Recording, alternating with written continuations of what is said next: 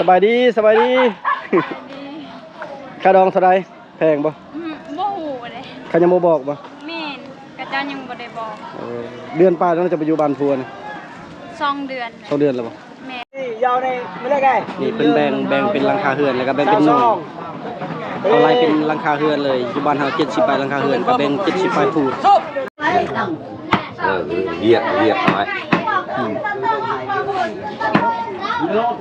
Việc nói. Đây là chú ý chú là Nó tặng đèn việc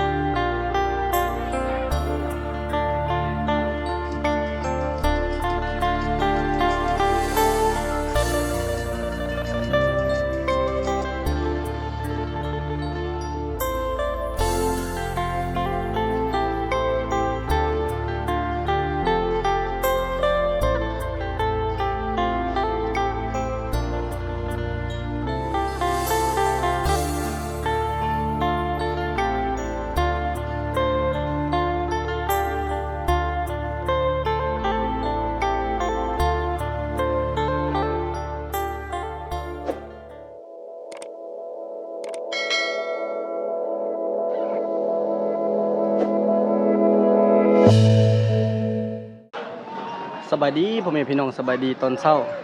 มื้อนี้ก็เป็นมื้องามยามดีเป็นมื้อแต่งของน้องเล่นแต่ว่าบ่เฮงจะเก็บภาพแต่เมื่อวานนี้ฮอดมื้อนี้ก็คือมื้อที่เคยมาและมื้อนี้คือมื้อที่เคยกลับเพราะว่างานอยู่บ้านเฮามันจะมี2มื้อหนึ่งก็คือตอนเคยมาแล้วก็มื้อนี้ก็คือมื้อกินงัวเมื่อวานนี้กินไก่กินหมูปลาและมื้อนี้ก็กินงัวกับแบะบ่เฮงก็มีส่วนช่วยเล็กน้อยที่ว่าช่วยด้วยกำลังช่วยด้วยเหือแห้งในที่เฮามีน่ะช่วยด้วยกำลังบ่ได้เชิงเงินคำมันยังเฮาก็บ่ได้มีตอนนี้ไฟดับแล้วก็เลยเปิดคลิปได้เมื่อวานนี้เปิดบึ้งตุ้มเชียงตู่แล้วก็ตอนเช้านี่ก็เชียงตู่เลยบ่ได้มีโอกาสได้เปิดคลิปเทื่อนะเพราะว่ามันมีลิขสิทธิ์บ่เห็นการจะเก็บภาพแบบเล็กๆน้อยๆมื้อนี้บ่ได้มีงานผูกแขนเพราะว่าผูกแขนตอนที่ว่าส่งนางแล้วมื้อที่ไปส่งน้องเล่นนั้นเอาผัวหั่นผู้แข่งมื้อนั้นแล้วมื้อนี้ก็บ่ได้ผู้แข่งอีกจะได้กะพาพ่อแม่ติดตามรับชมคลิปงานแต่งของน้องเล่นเป็นเพื่อนของสาวดาและเป็นพี่สาวหรือว่าเป็นเอื้อยของบ่าวผางภาพบรรยากาศตอนที่เคยเข้ามาเคยนี่แม่นมาจากบ้านปะตองเมืองพีนแขวงสะวรรณเขตซึ่งบ้านเฮาบ้านปัจจเตียนเมืองนองแขวงสะวรรณเขตเมืองเดียวกันแต่ว่าต่างเมืองต่างบ้านระยะห่างระหว่างบ้านเจ้าบ่าวหาบ้านเจ้าสาวอยู่ประมาณ30กว่ากิโลขี่ผ่านเขื่อนเซลนอง1นี่คือรถไถเพราะว่าแถวบ้านนี่แม่นเขานิยมขี่รถไถพาหนะในการนำใส่แม่นรถไถเป็นหลักเลยแหละเพราะว่ามันทางยากทางเปรี้ยวขึ้นภูขึ้นเขา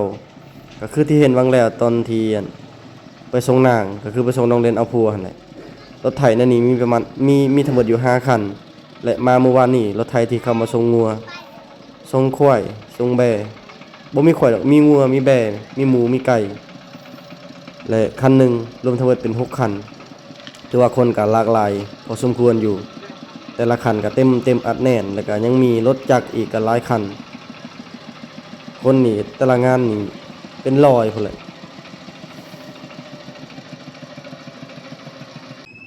และตอนนี้ก็พากัน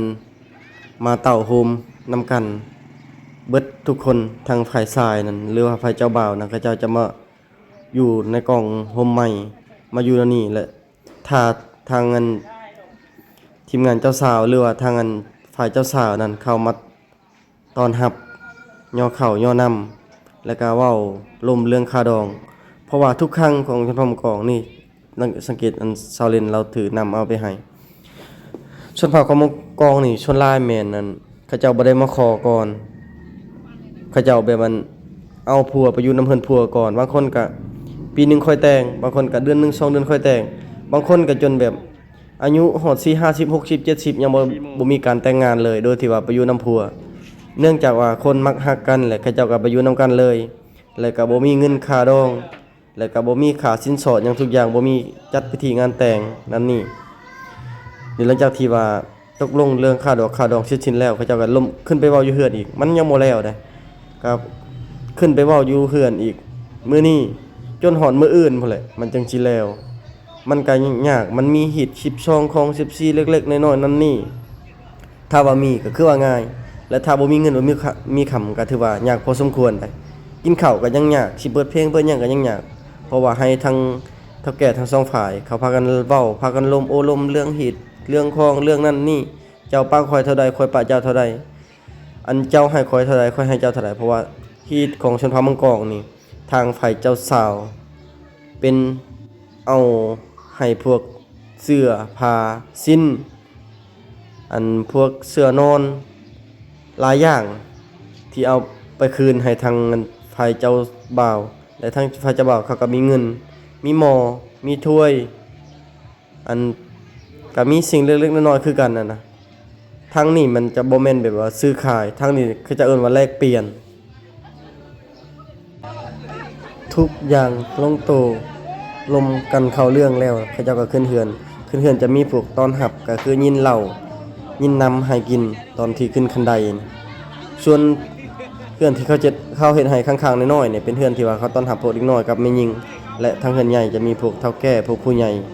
หรือพวกผู้ใหญ่บ้านนั่นแหละพวกที่ว่าเว้าความเว้าเรื่องกันจอกหับได้จอกหับนี่จอกหับเป็นตาย่านครึ่งจอกอย่างใครแต่ว่าผู้สาวยินคันแม่นผู้บ่าวยินนี่ยันกินบ่ลงดอก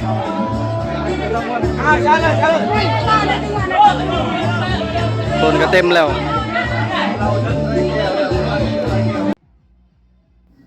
บัดนี้ฮอดเวลามืดค่ำแล้วพวกกลุ่มวัยรุ่นหลายบ้านหลายเมืองก็เจ้าก็พากันมาลิ้นมาเต้นมาม่วน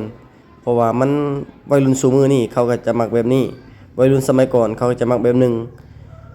รถรางก็จอดไว้ทางหน้าบ้านบ่เฮียงหรือว่าทางหน้าเฮือนของบ่เฮียงน่ะเต็มหมดเลยนี่จักไม่รถผู้ใดบ่ฮู้นี่ทางในทางนอกเต็มเบิดทางหน้าทางหลังเต็มเบิดโดยที่ว่าบ่ได้เก็บอีหยังเข้ามาจอดไว้นี่เพราะว่ามันเป็นมีเดินแล้วก็กลุ่มวัยรุ่นพวกเด็กน้อยผู้แสผู้สาวมีเบิดนี่ทางหน้าผู้มีวงเทคเขาจะเอิ้นว่าเทคแต่นี่นะมันจะมีเปิดเพลงนี่ตุ่มๆต่ำๆเด็กน้อยกลุ่มวัยรุ่นผู้แสผู้สาวก็พากันมาเต้นแต่ว่าจ้างเขาเต้นนี่ถือว่าบ่ได้ถึกได้หลัก400 500ถ้าว่าจ้างพิเศษถ้าว่าเข้าแบบซื้อปีย่อยจะบ่ได้แพงแล้วก็มีพวกร้านค้ามีหยังก็หลายทางนี้ก็มีพวกแม่ย่าแม่หญิงทางบ้านเฮาเขากับไปโอบไปรวมกับดองกับอีหยังของเพิ่นนั่นแหละนี่พวกกลุ่มวัยรุ่นบ้านเกียงลีนพวกเด็กน้อยแอลออนก็ยังมีนี่ก็คือกลุ่มวัยรุ่นของปัจจุบันนี่พากันเต้นยาวไปแบบสี่แหละเด้งนี่ ทั้งยักผากทั้งยักหัวนำพี่น้องเลยเพราะว่าสาเหตุที่เฮาพากนี่ก็คือมันมีลิขสิทธิ์นะถ้าเฮาบ่พากเอามันจะติดลิขสิทธิ์ก็ต้องขออภัยนำหลายๆที่ว่าเสียงบ่ม่วนแน่ก็แบบสี่แหละชีวิตคนในปัจจุบันคนเฮาก็มีม่วนมีสุขมีทุกข์มีม่วนมีเศร้ามีทุกอย่างนั่นแหละมือม่วนก็ม่วนกันไปมือเศร้าก็เศร้ากันไป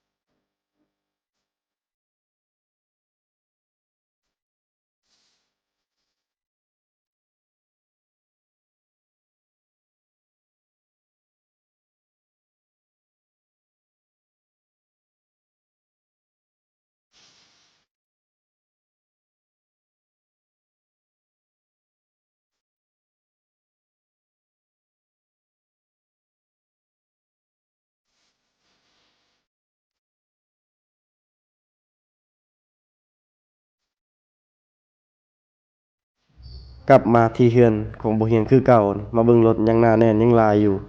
ตอนนี้ 11 โมงกลางคืนแล้ว คืนนี้เฮาก็เก็บภาพไว้เพียงส่ำนี้ไปต่อในภาพมื้ออื่นเช้า Liệt nói.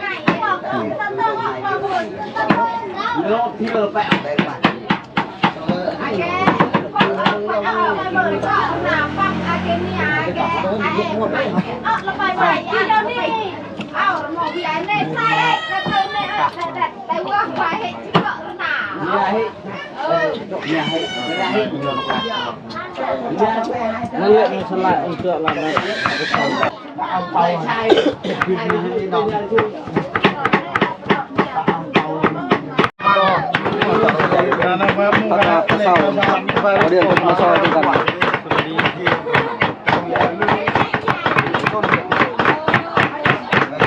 แต่เจ้าของเรื่องบ่เห็นเลยทางจะไปทางไหนบ่เห็นแต่เศร้าเนี่ยพาตลาดไล่เถื่อเลยซอยซีนเลือกซีน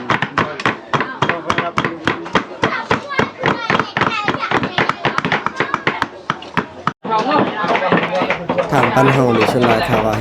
ฮ็ดของดอกงานดองส่วนหลายเขาเจ้าจะเฮ็ดลาบแบ่หมูเป็ดงัวควายพวกนี้เขาจะเฮ็ดลาบเพราะว่าคนหลายตอนนี้เขาก็กำลังแบ่งซีนเป็นพูดเพราะว่าอยู่บ้านเฮานะครึ่งหนึงแม่นมันยังมีแบ่งหลายตอนนะมีแบ่งให้เคยมีแบ่งให้อันข้างอันญาติพี่น้องของแม่บ่พางแล้วท่านี้ก็แบ่งให้บ้านแบ่งนั้นแบ่งนี้มันก็ยังเหลือน้อยซีนทางนี้คือซีนของบ้านเนี่ยเอาไปกันแบ่งกันแล้วทางนี้ก็เป็นทั้งเคย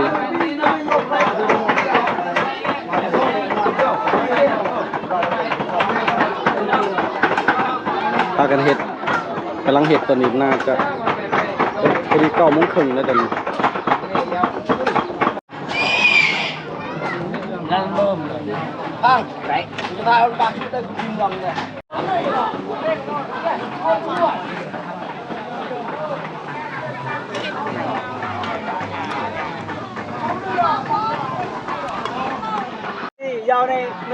นี่เป็นแบ่งเป็นหลังคาเฮือนแล้วก็แบ่งเป็นหน่วย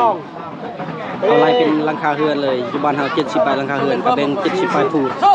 ถึงสิน้อยแต่ว่าเอาไปออมกินกับวายกับสารใส่ข้าวเบื่อนำกับพอแล้วในคาบเช้าหน่วยโดนี่หน่วยโดนี่หน่วยโดนี่หน่วย1นี่เล่นหน่วย2ล่ะหน่วย1หน่วย2แต่จะเป็นแปลงทำนี่น่ะหน่วย3เพราะบ้านเฮามี3หน่วย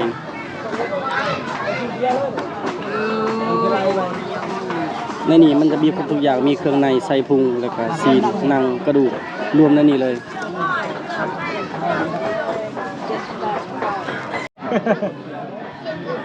นี่ตอนนี้คือแบบอันเพิ่นจัดมีมามมีปอดมีหัวใจมีตับมีเครื่องในเป็นพันเลือดพันตับอีหยังแต่ทีนี้ก็แบ่งช่วยกันแบ่ง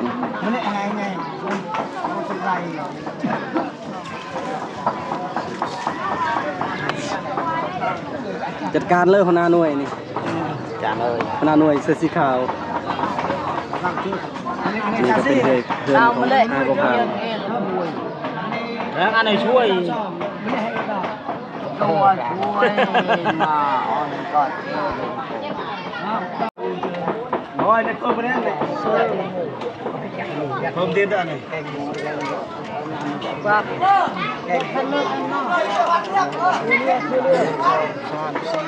คูลละหน้าที่ละ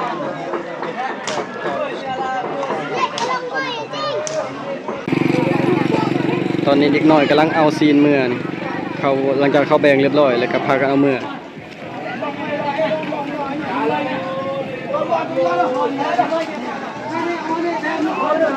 nak barak dah ju lempun punya dah ju lah. Oh, babuk ni. Berapa saya Mia ni? แพงบ่ขาดองเท่าไหร่30 ล้านอ๋อ30 ล้านประหารใจแล้ววันนี้ไวบ่วันนี้ บาบุก็สิเอาเมียคือกันแต่ว่าค่าดองแพงพุ่นว่า30 ล้านพุ่นเขาเมื่อลายแล้วเด้อนะทางนั้นน่ะก็พากันเมื่อก่อนมันแล้วนะบ้านเฮา70 ปลายหลังคาเรือนบ้านบ่ใหญ่แต่ก็บ่น้อยเป็นบ้านกลางถ้าเทียบกับเมืองนองนี่บ่เมืองนองบ้านที่ว่าใหญ่สุดแม่น100 กว่าหลังคามีแต่ขี้ฝุ่นไงกุ้มเต็มบ้านเต็มเรือนเพราะว่าฝนบ่ตกตั้งแต่เดือน10สบายดีสบายดี ค่าดองเท่าใดแพงบ่ บ่ฮู้เลย เขายังบ่บอกบ่ แม่นกระเจ้ายังบ่ได้บอก เดือนปลายแล้วจะไปอยู่บ้านพัวนะ 2 เดือน 2 เดือนแล้วบ่ แม่น เดือน12แม่นเดือน12 2 เดือน มีงัวตัวหนึงกับแบะตัวหนึงเนาะเขากินมานี่เขาปีง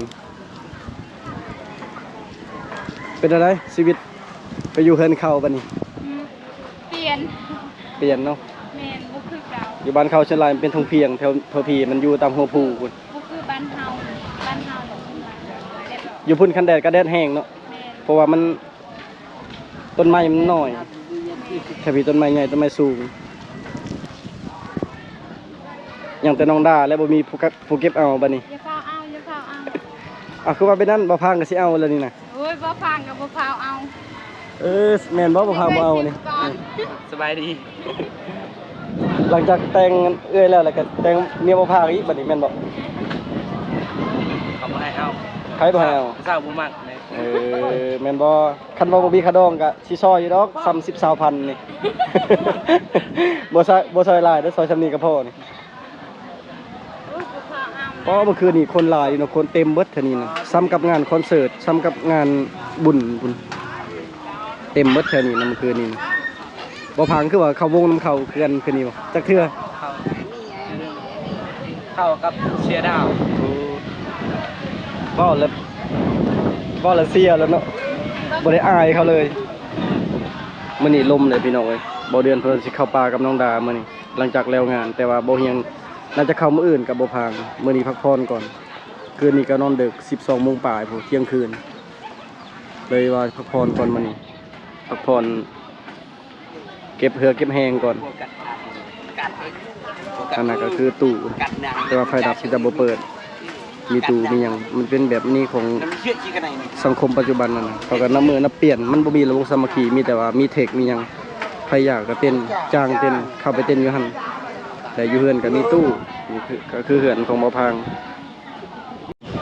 ตอนนี้เฮ็ดกินอยู่เทิงนั่นแล้วยังแต่เขาทากินเฮ็ดกินซอยเฮ็ดอยู่เขากินแต่เช้าๆแล้วก็ลงมาอยู่พี่มันบ่ไหวอยู่พุ่นอยู่ติดกับอันเตาไฟมันฮ้อนกับเฮือนมันแคบแน่อยู่เฮือนครัว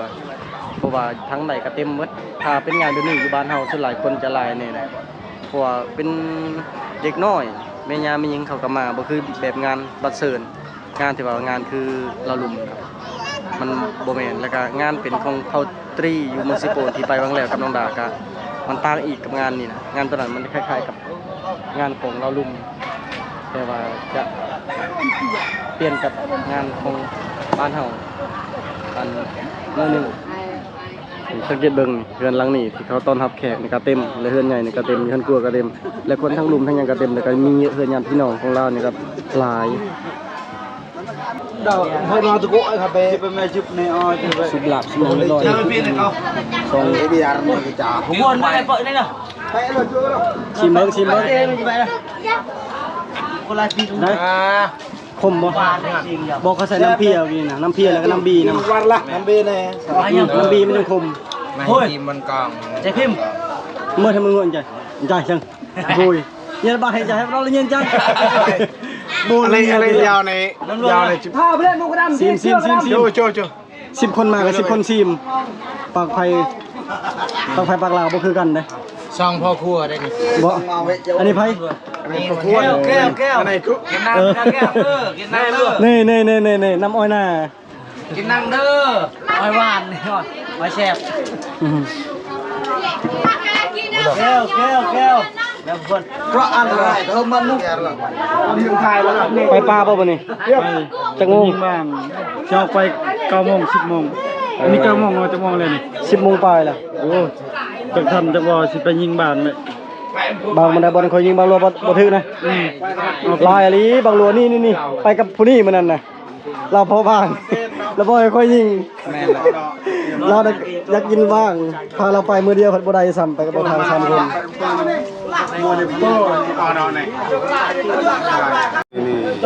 เอาใส่พันกับอันตีนมันเนาะตีนแบวละตีนมัน ตีนแบ พอตีนมันบ่แม่นนะ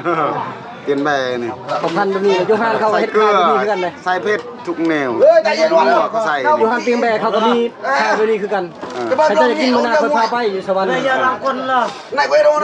พอเราไปตัวเดียวสวรรค์เราลาบเลยก่อนเราจะลาบเราไปพ่อภาษาพม่าไป12 คนผู้เดียวลาได้ภาษาโอ้ย เดี๋ยวเราไปนี่ได้เมียเราเบิ่งจะเมียเราหายได้ ไป12 คนผู้เดียวลามีภาษาโอ้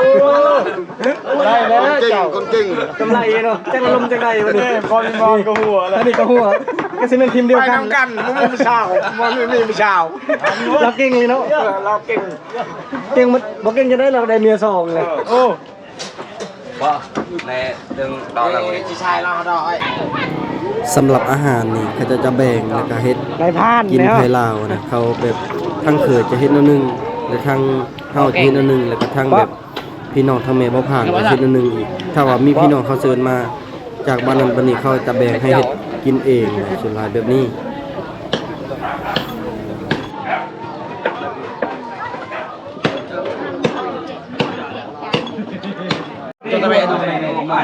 ตักเลยวันนี้ ไม่ใช่มือแซ่บก็ไม่แซ่บก็คอยกับลูกกัน มันบ่แซ่บอยู่แล้วเพราะว่าแต่ละคนเฮ็ดบ่คือกันเด้ปากไผปากลาวผู้มักเค็มผู้มักจางผู้มักเผ็ดผู้มักบ่เผ็ดมือกลองยิงบ่เจ้าบ่ได้ไปมันค่อยจะดนเลยเนาะแต่จะยิงบางรัวบ่ตายนั่นค่อยเกือบตายย้อนเจ้ามันนั่นน่ะเอาบ่ขอบ่ได้กินของน้อยกินก่อนนิดน้อยก่อนอันนี้พ่อโอนก็บ่ได้ไปนำกันโอ้ดนแล้วเดี๋ยวนี้นะเบิ่งสังคมแล้วไฟไหม้อะไรซั่นพ่อโอนก็บ่ได้ไปนำกันดนเลยไป เพียงกันเร็วเพื่อน อาทิตย์หน้านี่สิไปเลยยิงบะไปต้องได้อาทิตย์หน้านี่ อาทิตย์หน้าตลอด ดอกอันนี้ละผมไม่เลยอันนั้น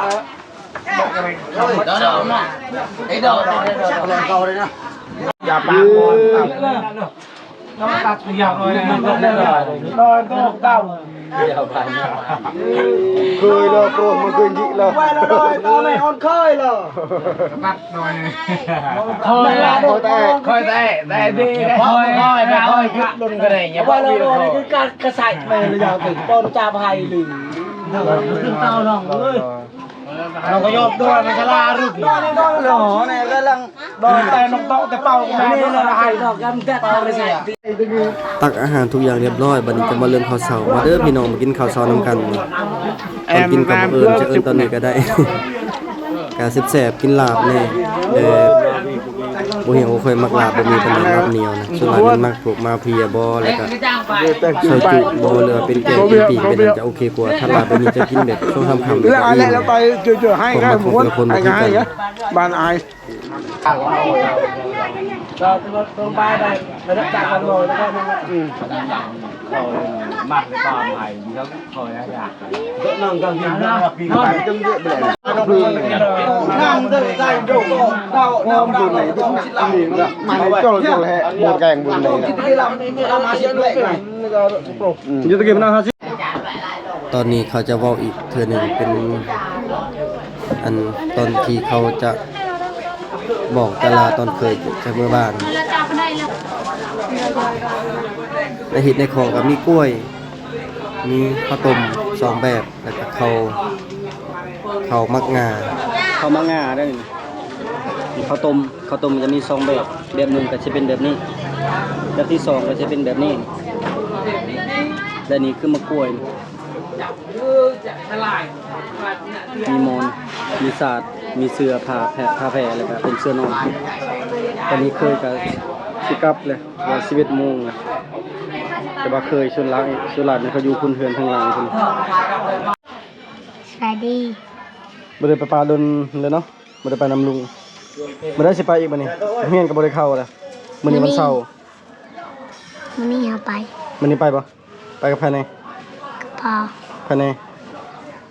บ่ฮู้ เออลุงยังพักผ่อนกันยังเหนื่อยอยู่มันจะไปมื้ออื่นกับบ่พังไปก่อนรถไปนอนแท้ได้บัดนี้นอนซีหรือนอนพู นอนเซ นอนซีใครดอกลมบ่แห้งปานใดแต่ระวังเด้อฝนตกนี่เอาพระบาทไปนำจนฝนตกเลยนอนบ่หลับเด้อเฮียนพอได้แล้วเดี๋ยวนี้ ประชอง พอสองเป็นว่าซื้อตัวเองพอไกลเขาใครจื้อแล้วยังจื้ออยู่บ่ลุงสอนเธอเดียวนะจื้ออยู่บ่กินข้าวแล้วแหละแกข้าวก็บ่พังวันคาแก้วเป็นจังได๋ดาวสายเต้นเมื่อคืนนี้ สบายดีทุกคนเต้นเพลงเดียวพ่อแหละ เป็นตาอายเขาเนาะเลยเสียดาวเต้นกระหอบหนึงก็ เท่าไหร่ 500เลย400-500ต่อเพลง กันข่อยสำนั้นเนาะข่อยใช้น้ำมันเหือไปหากินได้กินกว่า มักไปมักมันเอาพัง บ่พังเราคืนนี้ไปกับผู้สาวได้คืนนี้แม่นบ่เอาเมื่อกี้นี่จะว่า20:00 นมาเดินผู้สาวสาวอื่น พาหมูไปเล่น ไผหมู่จ้ะ ต้องชีผมคือกันเลยเบาพัง ใช่บ่โซเป็นอ้ายเป็นน้องกันเลยเนาะ เห็นบ่เบาพังเฮาแล้วเป็นสร้างยอมผมมัน มื้อนั้นน่ะยอมนุ่นให้เราแน่ มันสิคือคนต่างประเทศมันนี่ยอมคิ้วยอมนวดยอมเบิดทุกอย่าง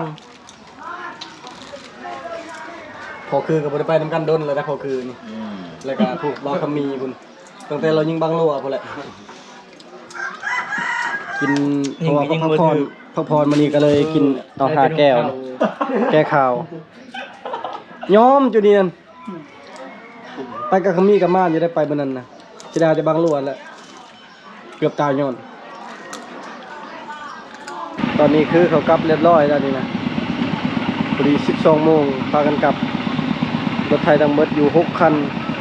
1 2 3 4 5 6คัน1 2ตัวนี้3 4 5 6ตาราง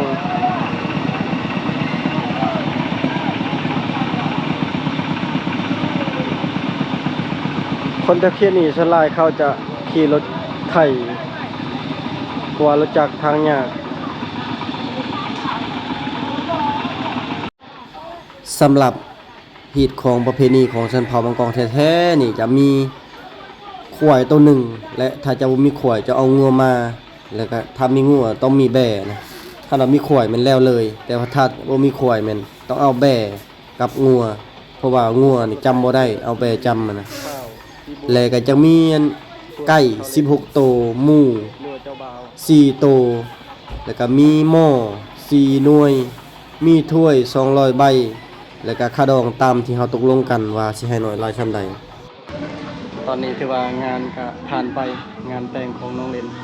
เขาทำค่าดองคร่าวๆนะบ่ได้ถามนำพ่อน้องเล่นพบพ่อน้องเล่นก็เพิ่นก็ข่าวเวียก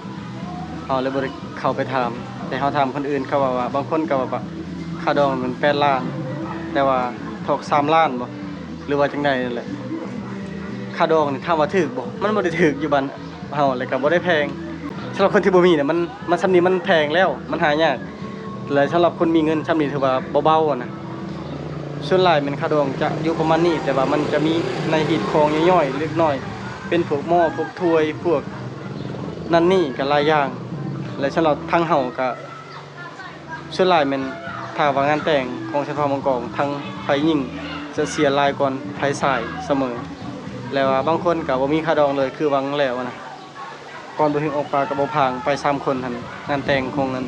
ลูกของอาวหั่นมีแต่300,000กีบ300,000กีบมันก็บ่ฮอด 1,000 บาทซ้ำรวมเบิดนั่นนี่เลยแต่ว่าทางเจ้าสาวนั้นเสียหลายเกือบ10ล้านทางเจ้าบ่าวมีแต่300,000กีบก็ยังแล้วเฮ็ดแล้วของจนแบบแต่งงานเรียบร้อยคือกันอันนี้มันขึ้นกับคนมีเขาก็แต่งหลายคนบ่มีเขาก็แต่งน้อยบางเทื่อก็ถือกะลีจนแบบถือกะลีรอบางเทื่อก็แพงมันขึ้นกับเฮาทั้งสองฝ่ายเข้าใจกันร่วมกันสนิทกันแล้วบ่พิมพ์ก็ออกปลามานี่บ่พิมพ์น้องดาจำปาบ่เดือน4คน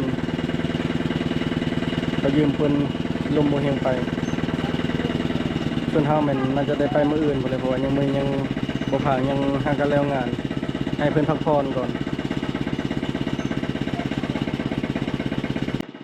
สำหรับคลิปวิดีโอนี้ก็ขออำลาพระจากพ่อแม่พี่น้องไปก่อนถ้าผิดพลาดประการใดก็ต้องขอโทษขออภัยนำหลายๆไปพบกันในคลิปต่อไปบ๊ายบาย